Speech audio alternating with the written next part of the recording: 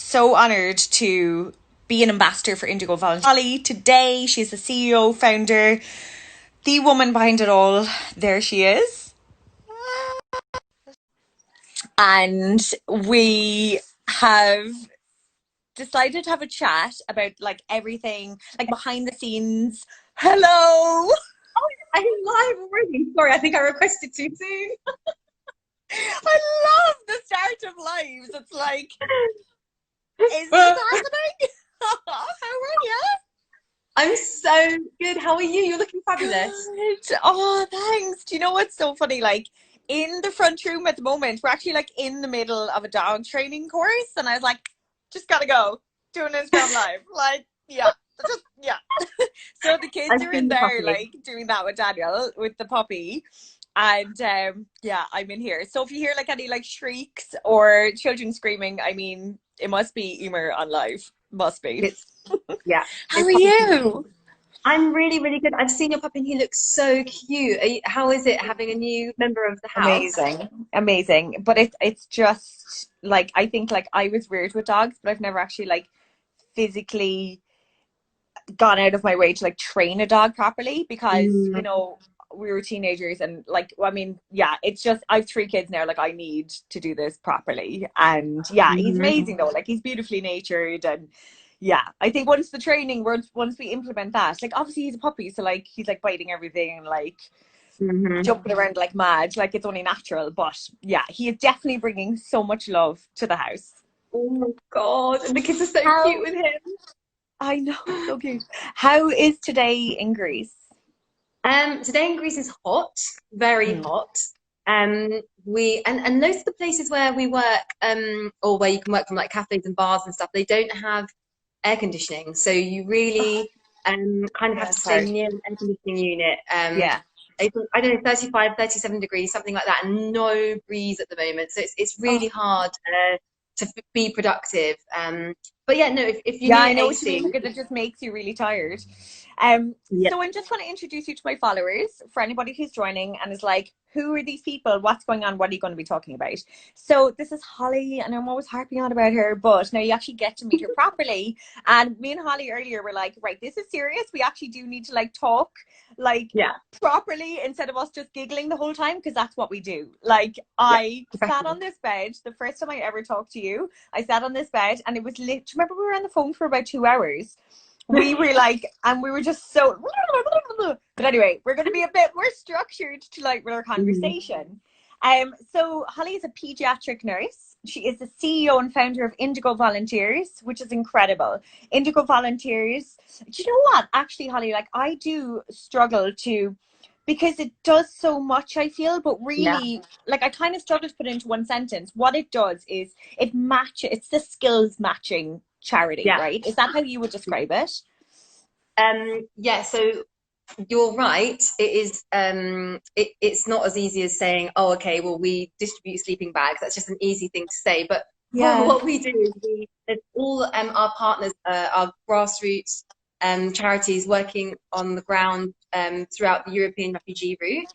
And they tell us their needs on a weekly basis of volunteers, like who do they need to help run their teams. Yeah. And then we have applications, and then we skill match those volunteers with the partners, and so it means that so many people, they just don't know where to start or what to do, or they only know one organization but they don't know that that's not quite the right match for them, but they go there anyway because it's the only one they know. Yeah. Whereas if they apply to us, then we can match them with the right skill, the right time frame, everything. So yeah. And then Now also, we'll probably go into sorry. that like a bit more. We'll probably go into that like a bit like more in a minute. But I just want to like talk about like this. So this is Let's Talk Grassroots. So you've been having chats with people associated with the charity, right? The last like few weeks you've been chatting Yeah, to people who like from charity partners. And yeah. yeah, so why did you think it was important to do these Instagram lives? So yeah, it's a really good question, and COVID-19 was actually the reason why we took a step back and thought, hey, hang on, we've actually finally got a moment to breathe. Because normally when Yeah, you're that's true.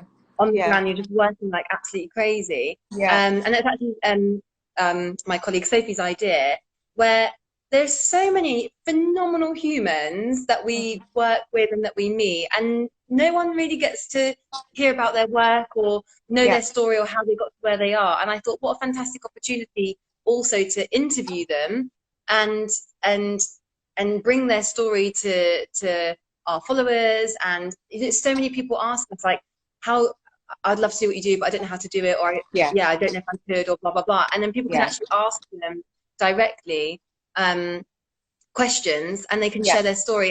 And everyone came from a different angle. So some were founders and CEOs, and some were legal and advocacy brains, and they knew all the Yeah. legal aspects of things. And Yeah, it's that just you just completely would different never stories. think about that. Like when I saw that you were doing these, I was like, this is amazing because first of all, I think we see so much with charities of like pictures and then like text, you know, like on Instagram posts, or we see videos of maybe like, oh, I don't know. I just think like I've never like actually seen coverage of people from like working in the field and like actually Yeah, talking to people, number one, about how a charity is run, and yeah, an honest charity. Now that I think that was really important for me to put into my caption when I was introducing myself as the ambassador, because it's like Indigo Volunteers is such a like honest charity, and it's people, I think people like never even, not that they never think about the administration behind it, but it's like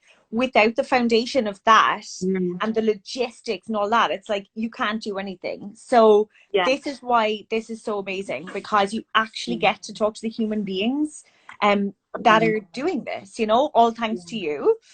So oh. shall we talk about how you actually started? Because this, lads, this is really interesting, and yeah, this why Holly started it. So yeah, I started Indigo because I finished my degree in psychology at Loughborough in the UK, and I wanted to go see the world, like a lot of people do this gap year thing. And I thought, okay, cool, I'll do it, but I want to be useful with my time. So I Yeah. want to help. I know I don't know exactly what I can do, but I know I can do something. And then basically went on a Google search and just found the world of misery of huge fees and, you know, thousands of pounds to volunteer in. And the more research I did, I found that many of the orphanages were fake because it's profiteering.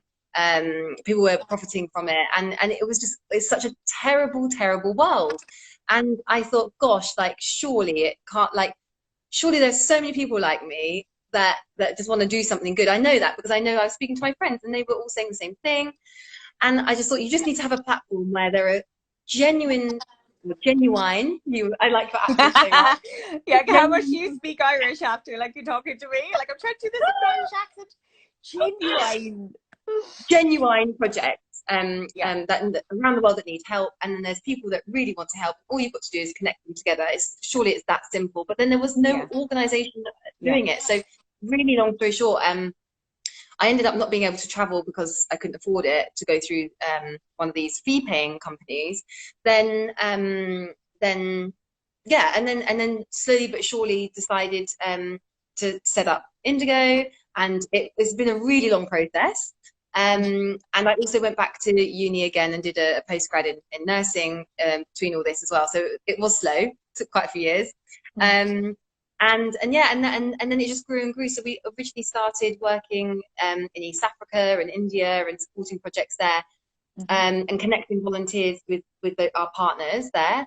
And then, of course, in 2016, I moved to Greece with the whole European refugee route, Yeah. partners like needing volunteers there, and then that kind of was a bit more of an explosion. Like it took me Yeah. quite a long time to compile all the other partners, and then this one was just like bam, and Yeah. just so many people needing help all at once. So Sorry to interrupt, but Stein, who was on with you last week, like actually gives a very raw, like, picture of what it was like to be on those beaches at that time, and yes, you know, the stuff that, like, again, like, this is why this is amazing, because you're actually like talking to people who experience stuff like, you know, we just would never see on the news, or you'd have to like go out of exactly, your way to like see. yeah, And he gives like this really, yeah, as you say, like it was an explosion of like I loved that he said nobody really knew what they were doing, but like it was Yeah. happening, but like Yeah. people were just kind of going with their gut in their heads, and like, what do you do? Like he was saying, there's a lot more structure now, but at the time that you were working, which, guys, if you've any questions about, like, Holly's literally been through it all, she's working in the field, so like if you've any questions about, you know, anything like that, please leave them below. And also any questions about volunteering or anything, make sure like to leave a comment, go for it. Yeah. Right, so let's actually, so I have all my questions, I'm very organized. God, wow. Yeah. No, but So on that point, you know, you're so right. Like, I just want to highlight to people that it's really important for people to know that it's just, you see pictures of refugees and migrants and maybe people helping, like organizations helping, but actually you don't really get to see the people that are doing the helping, or who's taken that photo, what's their role, like all the behind the scenes. And it's really so often just really ordinary, normal people that have just come out to volunteer. So I just think it's really great you mentioned Stein's interview, because it's a really great one last week that we did. And also, whenever I think of the content, I mean, it is like content to show the world what's going on. And, you know, when I'm photographing things, and, you know, I mean, like as an influencer, I do all different, like I do photography work behind the scenes on my Instagram. I do stuff for like ads on my Instagram. But when you're like photographing something so raw like that, which I did in, like, I've done situations in New York, like it, like, oh, there's I've been like in the middle of stuff, you know. I think especially with this, it's so important to be sensitive. And you know, with the world of social media as well, it's like I always think about that, I'm like, oh, do those people like have the permission, or like do they even know that like these images are, do you know what I mean? And I know that's something that like you really take into consideration, and I know that we're going to be working on, you know, some stuff when I come to Greece, and I think that's very, very, very, that has to be kept in mind. That is like so important for charities, you know. And I know you're so, oh yeah, this is an interesting one. Why, I mean, it seems obvious, but it's not really. What? I always do this. Why do you think it's important for you to be like in Samos? Like in the field, do you know what I mean? Yeah, no, it's not a really obvious question, a really obvious answer actually, because so much of our work is remote. You know, a volunteer applies, we have a partner, we place them, and in addition, we connect partners with each other. So we share tools, resources, we facilitate trainings and so. But it's so much online, like on a computer. Yeah. But it's you never get the up-to-date information or understanding of your project, your partner's needs, or anything if you're not in the field. And unfortunately, we can't be everywhere. We operate in Greece, on the islands, on the mainland, in Bosnia, Serbia, France.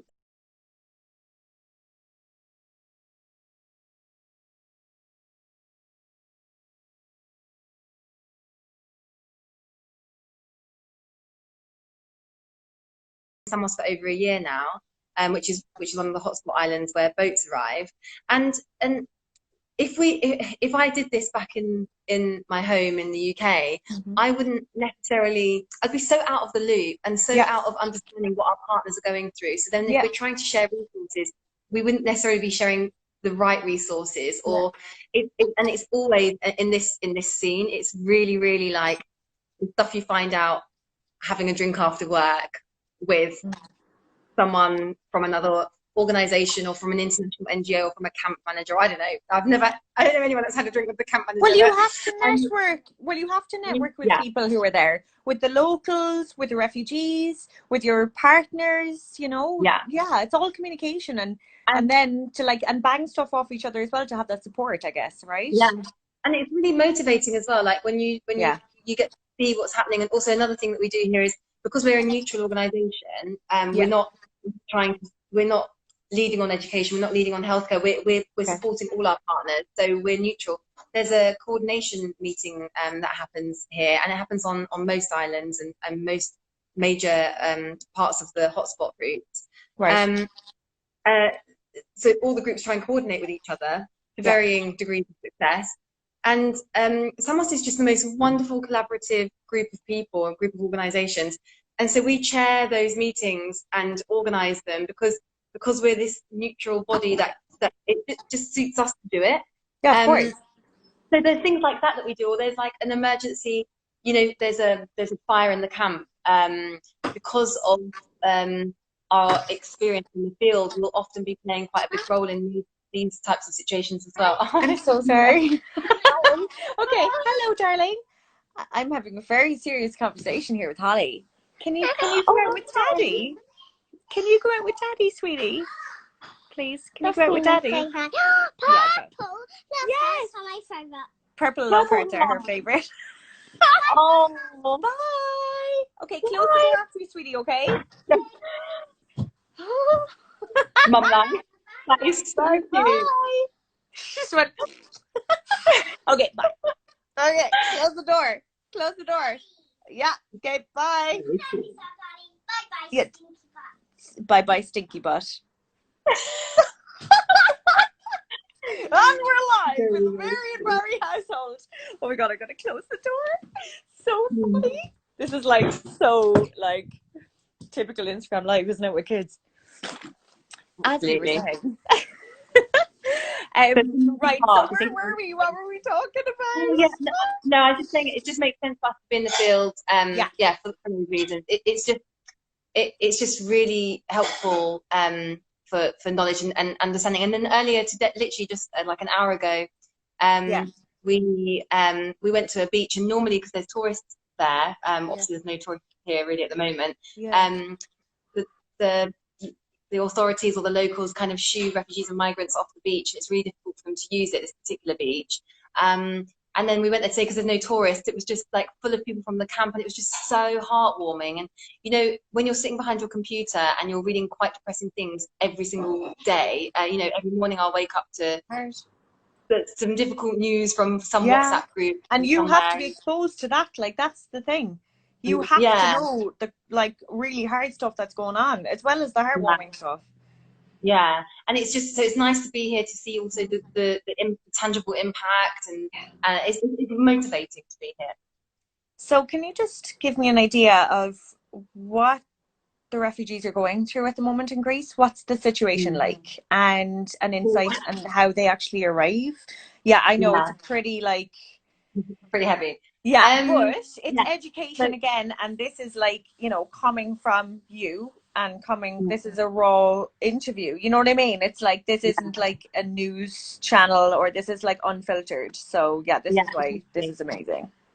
So so there's 5 hotspot islands in the Aegean. So you've got Greece, and you've got 5 main islands that are super close to Turkey. Like, we can see Turkey, houses on Turkey. We're so close. Like, can you away. From Samos? Yeah, it's how ridiculous. Far is it from? How long in the boat is it from when they leave Turkey? So people don't take the shortest route because it's so easily interceptable by the coast guards. So they often have to take the longest end in the night and so on, and go a bit off track sometimes. So the more dangerous way, basically. Some people swim across. I know people that have swum across it, which is again, people have also, of course, died doing that. But yeah, so generally speaking, people that arrive here on the hotspot islands, they come from all various countries and arrive into Turkey, to the never eat shredded wheat western borders. I never remember it. Okay. So that of Turkey, which is super close to the Greek islands. And then, depending on the smuggler, they have to be smuggled across, of course, because it's illegal. And depending on the smuggler they have, they can wait various time and pay various prices. And then they get in a really, really unsafe dinghy. This is, and also just again, important to highlight that it's not just single men. Yes, there are single men that arrive, and there's really good reasons why there are lots of single men, but it's also families. There's so many families, there's so many children and women, and unlike the media often like to present just pictures of just men, it's not like that in reality. It's families trying to get away from a really shit life and try and get a better life for themselves. Exactly. and they get in the dinghy across. Of course, some boats don't make it, and some are, in more recent times, there's more attacks from Greek coast guards. We know even 2 days ago there was a boat that was pushed back, which is illegal to do pushbacks, and actually damaged the boat. They burst the boat, and then 4 people drowned because of it. Like, it's just ridiculous. So are they pushing them back with a Navy vessel or with a Coast Guard vessel? Sorry. Yeah, with Coast Guard vessels. Yeah, there's footage of it. Yeah, it's really, because a lot of the refugees and migrants, they film their journeys. They obviously have to have phones to call. They're often told by the smugglers, once you get into this part of the water, you can call the Coast Guard and they'll come and rescue you. But then sometimes they also illegally push them back. And then, but some, of course, many boats arrive. They're obviously all in a bit of a state because it's quite traumatic, like, and scary. People often don't know how to swim because they're in maybe countries that don't have water nearby. So many people don't know how to swim.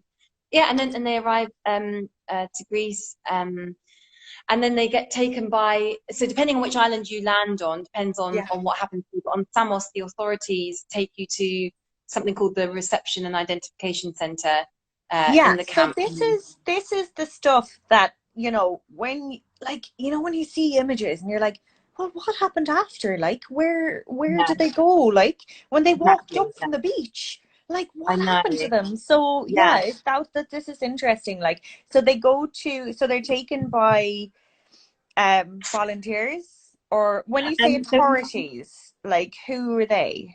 The police, the Greek police. So on Samos, it's the Greek police, but on other islands, it is actually well, it was maybe now it's become a bit different on other islands, but it's often, for years, it's been volunteers, volunteer groups that have taken the boats in or helped the boats land and get the people off and get them changed out of their wet clothes and so on, and then take them. But on Samos, it's the police. Okay. The police take them to the Reception and Identification Center in the camp, and then that's it. They're really left. They're not given anything, and they don't even have a tent. So then there's either international NGOs, but mostly it's the grassroots NGOs. I say it's just charity. It's just non-governmental organisation.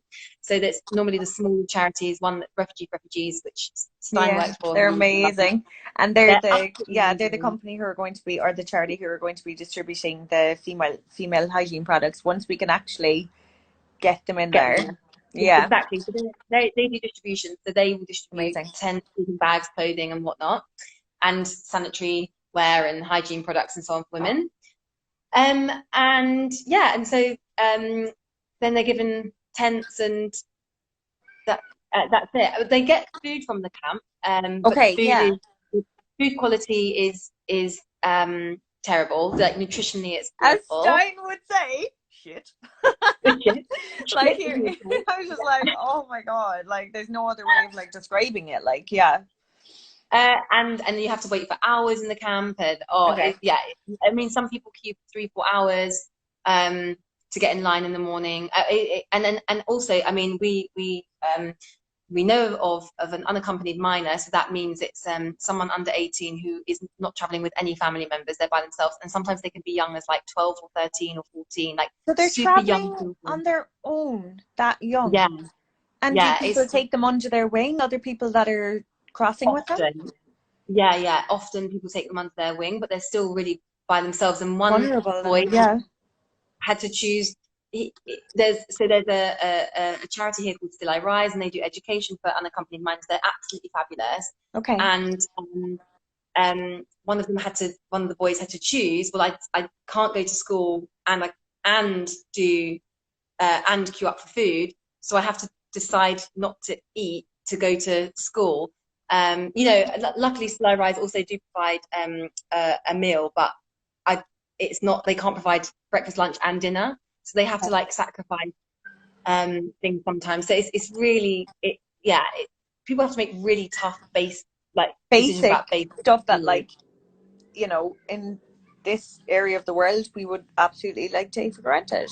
And that's so just I'm just thinking, like, since COVID and all of that, I mean, is there still a slew of people coming to the islands, or like has it increased or decreased lately, or has it affected that? Yeah, so the Greek government have kind of used COVID to push their own agenda of not wanting people to arrive, obviously to not spread COVID, but then they obviously still just don't want people to arrive. There has been a real dip in numbers lately. Yes, there has been a dip, but I'm not sure how that's going to look in the future, if it's going to pick up again anytime soon or not. Generally, with the warmer weather as well, you get more boats arriving. We would be expecting, I think, more boats than we're getting at the moment in comparison to last year, as far as I'm aware. But yeah, the colder months you get less boats because, of course, it's much more difficult to travel when it's super freezing. And there isn't Greece any. I know. Yes, it does. People don't realise. No, this is it, and I think it's like, it's just education. Like, it's about hearing like really authentic stories from people again on the ground. And it's like, you know, Calais, I wouldn't have thought that, like, you know, when we were seeing everything about Calais, which at the time when I was seeing all that in the news, like, I feel like through talking to you and doing my own research and actually having a personal, like, a huge, like, really being drawn to what's going on, and I think just growing up, really, like, you know, when you get older you become a lot more like considerate. But watching the news about Calais and it being freezing, and it doesn't affect me the way it affects me now. It's like, this is the reality of it. Do you know what I mean?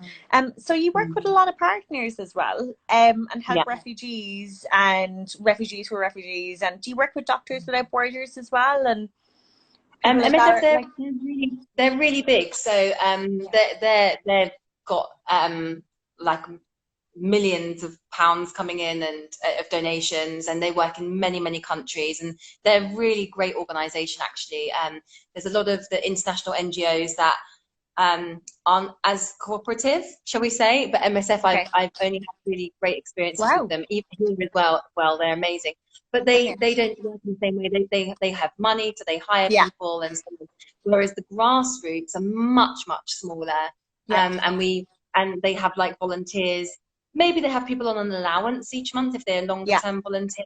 Because it is a full-time job, actually, like placing volunteers and running a charity. Like, this is it's really important to like realize that it's not just like, oh, you're and I think like some people have like an idea, it's like, oh, volunteering is just like playing with kids or like, you know, handing out meals. It's like, you can actually, like, which is obviously very much needed, and I've huge respect for like the smaller jobs as well, but I think what is amazing about Indigo is like, okay, I'm a doctor, like I can actually be a doctor and like you know, actually go there and do like what I was trained to do. Yeah, exactly. We do skilled and non-skilled placements, and it's so nice if you've got like a skill like being a doctor, that we can place you and utilize your skills as best as possible. But there's also so many positions, like coordinator positions. You think, okay, so you want to do a distribution for 3,000 men t-shirts and trousers. Okay, well, that's not going to happen by doing nothing. You have to get a team together, you have to work, you have to plan, and you have to cooperate with other organizations. And so there's lots of organization coordination type roles as well. And then there's also like kids activities or education. There's so many things that people can get involved in. So if anybody wants to donate a large sum of money, please. No, if anybody wants to donate, can you donate directly on your website, or? Oh yeah, you can. And what's really funny, it's so funny you bring this up, because we just had a meeting earlier today, because we connect and matchmake the volunteers with the charity on the ground that are working wherever it is, whether it's in Samos or elsewhere that we place them. Then volunteers normally then raise money for the charity they then go and volunteer for, which is completely understandable, because they think, right, I'm been placed with this organization in Bosnia, and then they get there and they raise money for the organization in Bosnia. But then with us, we find it really hard to get donations, because people kind of, once they've had the connection, forget about our part in it. That's interesting. We run off donations and grants, so we do get some volunteers do donate, and we're so grateful. when that happens, if people are able to. Yeah, that's really important. Yeah, just make people know that if you do want to donate, go to their website.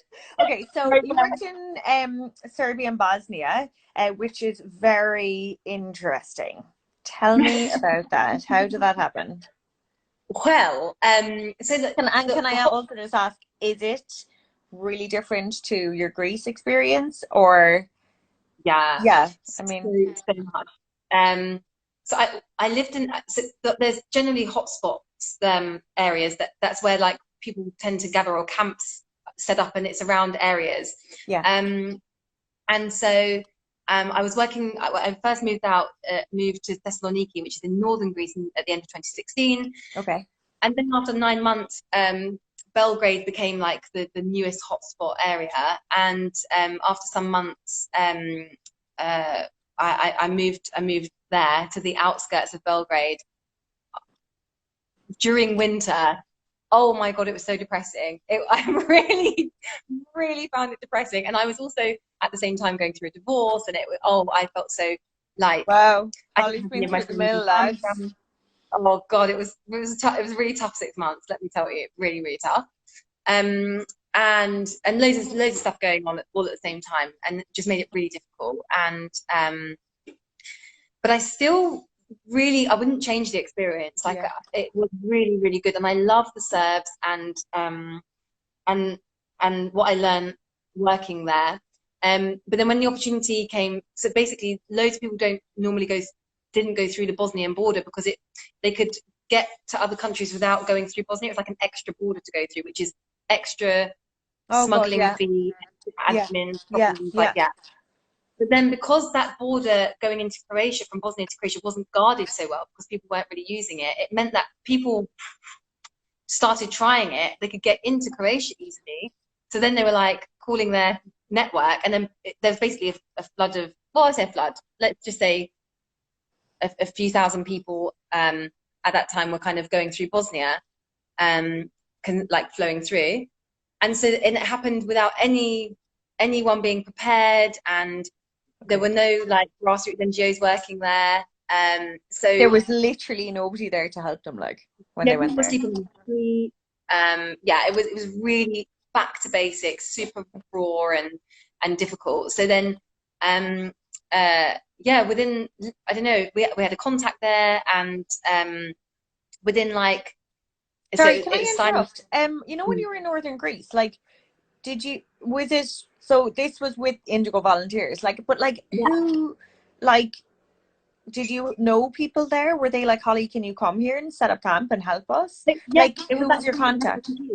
Yeah, so I know that northern Greece was where there was like a hub of volunteers anyway. So I was going back and forth during 2016 anyway. Okay. And Thessaloniki is near there, because a lot of people got stuck at Idomeni camp, which is a huge camp at the Macedonian border. So lots of grassroots organizations set up there because they closed the border, people got stuck, and then the grassroots tried to help them.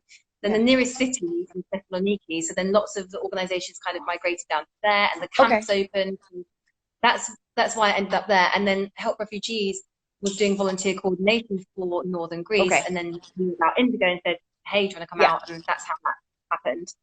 Help Refugees are incredible. They fund so much of our work here. They are phenomenal, like absolutely phenomenal. We could not be here without them. And that's how I found out about you. Yeah, they're phenomenal. And so then went to Serbia, and then Stein and I had a contact in Bosnia at the time, and then basically Simon was be flying back to Holland. Literally told his family, it was like Tuesday, he was telling his family, I'm coming home be back by the weekend. And I just had this niggling feeling. I was like, oh, I really feel like we should go to Bosnia. It feels like a really terrible need. I need to be there to help coordinate volunteers. There's no one really there. Yeah.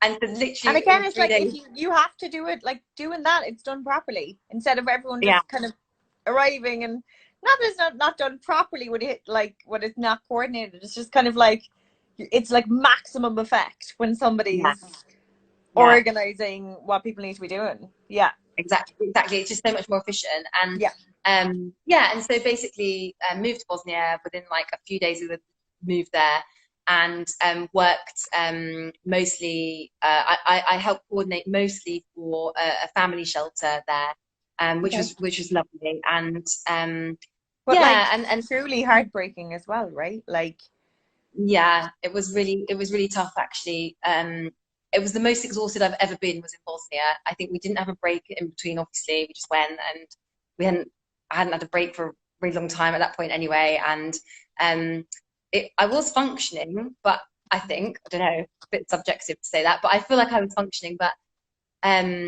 just exhausted, just absolutely exhausted. And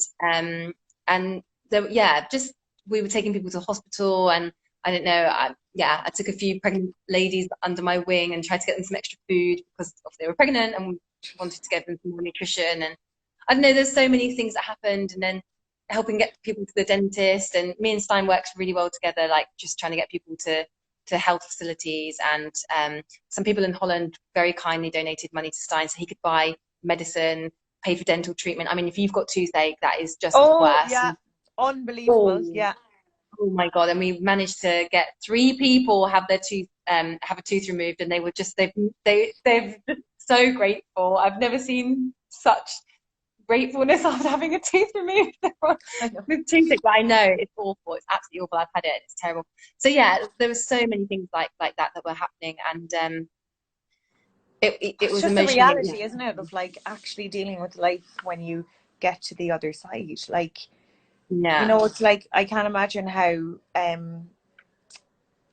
you know, they're going through so much where they are, and I'll never be able to know because I'm not there, and you know, I'm not in communication with anybody there. But as in, I can't imagine. It's huge compassion for that, and like anybody would. But it's also like they think that, you know, it's going to be this huge dream on the other side, and it's just so difficult, you know. Oh, and of course, that's why they were so grateful, because they had like you're there to like, and that's like all they have. You know what I mean? Especially when they're stuck in these areas. Like when we met, remember when you came to London? Oh my God, you were so tired. And what was going on there with the border, and like they were actually like stuck. You're like, can we not talk about that time? Did you get sleep? That was so funny because it was the first time we'd met in real life, and you were hilarious, and you cared about me. Like, I felt your caringness so much. It made me want to cry. And you were like, Holly, your eyes are bloodshot. Literally, like, honestly, I've never seen somebody so tired. So when you're like, I was really tired in Bosnia, I'm like, I believe it. But it's amazing. It's like there's this underlying, like, not like, it's just this always just this motivation to help, and you know, just this constant compassion, and to actually fucking do something about it, and not just be like, you know, aware of what's going on, but like you really, really work to and help others work to actually change people's lives. And that's the most amazing thing of all, you know. So what trying? So you're like trying. Oh yeah, I love this. Wow. Okay. What motivated you? Like, nice segue there. Like, what actually motivated you? Were you like this all your life? Like, were you doing like? Oh, sorry. What? I forget like the end of my sentences when I'm asking questions. What motivated you to actually do what you do today? I think, I'm sure it's my mum, because she's just a little angel, and not a little angel, she's a massive angel. She's always doing things for other people, and we fostered since I was like 11. We fostered quite a lot of children, teenagers. Yeah, like we had about 14 in the end. I think was the end number. So when I was like 11, we had 11-year-olds, and when I was like 13, we had 13-year-olds. It just kind of happened that way, pretty much. And you've always been exposed to people who weren't, you know, in such a lucky position as you. Yeah, exactly. I feel like I've seen my mum caring so much for others, so I kind of thought it was like really normal, like that you take children in that need caring, or I don't know, she's just always doing stuff for people, like non-stop. So I think I just copied her by accident. I don't know. I just want to help people. But doesn't everyone, well, not everyone, don't most people just want to help Do you know what, people? Holly? This is what I've woken up to lately, girl. Unfortunately, this is exactly what I used to be like before. I was like, doesn't everyone just want to help each other? And that is not the case, unfortunately. You know what I mean? think And, like, they do, and they don't know how, or they're struggling, or they're insecure, or they they've got issues, do. or blah blah Oh, blah. You know, so true. Yeah, that's an and I think, interesting insight. Yeah, yeah, I think actually people are good. People are good. they That's totally are. They my totally are. philosophy. Deep down, it's in there somewhere. Oh yeah. So, what surprised you most about like working in the grassroots sector? What would you say in the few years that you've been there now? What has Mm. like surprised you the most? What did you think that was going to be a certain way, and then you were like, oh, it's actually not? Ooh, a few Did you things. have I like an saw the idea of what like a charity? So, did you work for a charity like before you set up a charity, kind of a thing? no, never, Which never, I never. So find unbelievably like what? yeah, I know. I had no idea what I was doing. I still don't. I'm still learning every single day. Love it. Trying Best way to learn, girl. to good practice and just copy it and stuff. I think I'm surprised that not nothing. That a lot of it's not getting better, right? Like that. Okay. I would have thought 4 years ago. Oh, in 4 years' time, Yeah. we'll be in a different You're like, position. it's No, bad now, but surely this is going to stop, right? Yeah, yeah, it's but it's not. bad. Like in many situations, not all. In some camps are improving and blah blah blah. But yeah, there's so much that's still really really crap. That surprised me. And actually, I say this to people. What really surprised me, which is nothing to do with it's actually a really selfish thing, is how transitional it is here. Because of course we're coordinating volunteers and people come and go. And when I first moved to Greece, I was really social and making friends. And then even if it's even here for 6 months, they go. And I'm living here, and I think I'm now becoming a bit of a recluse because I'm like, there's no point making any friends. They're just going to go anyway. And Oh no, that but they'll surprised me. remember. God, that friend. Are you kidding? Like that friendship, that temporary friendship to them is everything. I mean, if you Yeah, basically like if you're queuing for hours for food, like it does, and if you're, making those decisions between like education or food, like if you're up against all that, it is yeah, imperative. Like you need to be social. That's part of mental yeah. health. You know what I mean? Their mental health, their well-being. Yeah, it's And really the important. And laughter you get, from just being with people and meeting new people. I'm sure that, yeah, like, I'm sure they'd be like people who are traveling together as well. This is only a presumption, but I mean, to meet people from another country is always interesting and yeah, exactly. I think uh, I'm referring more to like volunteers that come out and them leaving basically. But what you said is a really Oh, good okay. point. One, Yeah. but it's a really interesting point that you've raised. Because, sorry, I think please don't die battery. No, that's good. Well done. No, Um, uh, don't you'll kill us. a point that you've made is that actually a lot of volunteers that come out here, people can go through so much shit. Yeah. Not sorry, refugees and migrants go through so much shit. Yeah. And then actually one of the things they say is volunteers, maybe they don't even do something directly for them, but the fact that they're there and they're There. smiling and they're giving you a Yeah. nod, that means everything. Yeah. So yeah, that's 100%. Because it's all down to energy as well. Like, and I know I'm obviously like I've never been like there yet. And like I can only imagine. I have done work with the Belarusian orphanage project where I worked with an institute when I was a teenager. I do have an idea and I do have volunteering experience, but like it's the energy as well. It's like what I yeah, felt doing that. It's like just the energy of like being with people, and we all bloody need each other, refugee or not, you know what I mean? yeah, And it's about, yeah, yeah, just actually feeling that energy and like thriving off each other's, and I totally get that. Yeah, yeah, you're yeah. bloody amazing, and I know my followers think so too. And thank you so much for your work, Holly. Seriously, I mean, and getting this insight has just been so informative. And again, it's just so important for you to keep talking like this as much as you can to people with platforms. And I think it's like the video is so effective because you're actually just having like, we're just having a chat, and I think that's really important because it's not like, oh, Holly just said this and you're reading an article in a newspaper or on the internet, which are obviously very important ways of, you know, communication and, you know, that whole media. But it's this, this is like really, will I say important again? Anyway, can I just ask, for anybody who has made it to the end, well done. Can I just ask if anybody is thinking about doing, so everybody's different lives. As you know, I have like 50 children and now I'm going to be having 50 dogs. So, you know, if I didn't have the kids, I would be out there for weeks on end with you, making shit happen. But like, you know, people have, they don't have kids, people have, you know, jobs that they can't leave. So can you just tell us how to, like, just to finish up, tell us, like, you know, if you want to, is temporary volunteering okay for people? You know, if people want to volunteer for longer, tell us about that. If anyone's interested in anything, I would just say get in touch because okay, there are shorter term placements people can do.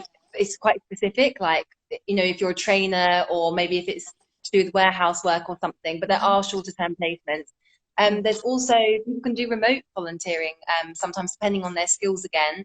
Oh, but there wow. are skills where people can help remotely, you know, marketing experience, social media, website, finance, all that stuff. And that's what I put in my stories the other night. It was like you're looking for graphic designers. Like, if there's anything, I mean, Holly, like, I'm sure you will find something for. It's just help. Like, it's just asking people for help to make this happen. Yeah, and I think it's also important that the time's never right. But if you've got 3 young children, obviously it's really, really not right. But if you're umming and ahhing, just go, because you're never going to find. It's like having children in the first place. It's never the right time, and it's never the right time. You're never going to have a bank with £1 million in and no better, like nothing, no job or whatever. So just do it. You can make it happen. Where there's a will, there's a way.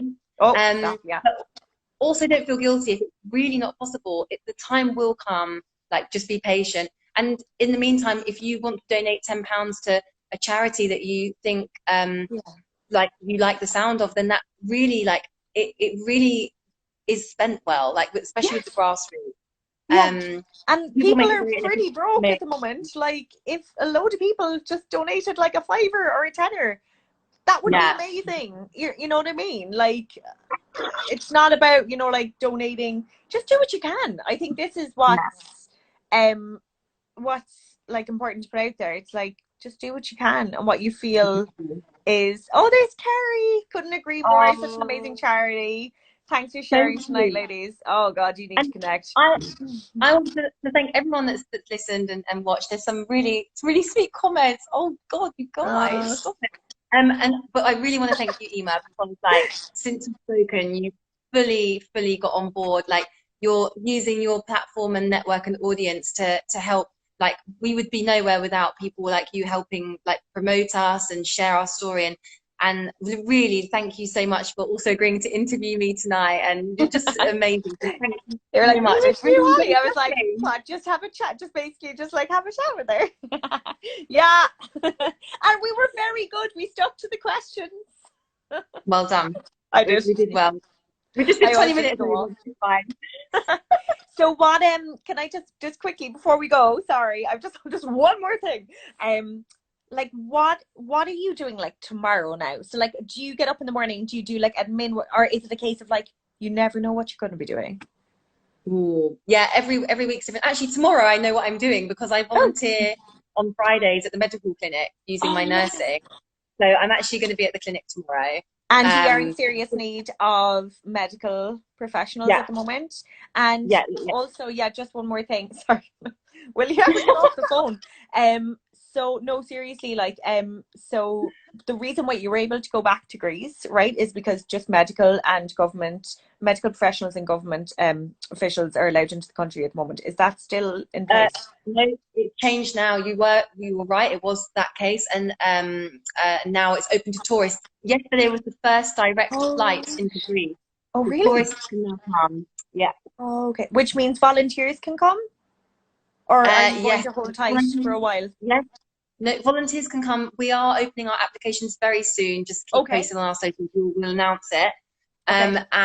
And we're just doing some behind the scenes stuff. Yeah. Yeah, I probably didn't really answer your question about what do I do every day.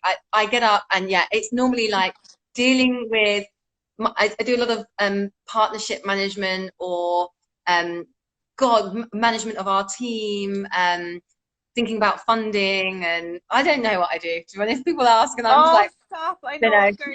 Yeah, I know. You're amazing. Keep doing it anyway, whatever you're doing. Come here, thanks a million, Holly. Really, really, Thank really you. appreciate your time, and I hope everybody got an insight, or I hope everybody learned a lot from talking to you as I did, and would be inspired and either donate money or to even, do you know what? It's even just being educated about what's going on in the world. Yeah. I think that's like volunteering in itself. I'm sorry, but like the way the world is opening up, the world is changing, and it's like everybody is learning so much more. And it's these kind of conversations and everything we're seeing with Black Lives Matter and like everything like that. That's great. Yeah. You know, it's a good thing. Anyway, Exactly. go off to sleep now because I'd say it's about 1 a.m. in Greece, is it? No, it's 9 and I've got dinner ready. Woohoo! Go off and enjoy it. Yeah. I'll Thanks see you everyone. soon. Thanks, Eimear. Bye, darling. Bye. Bye.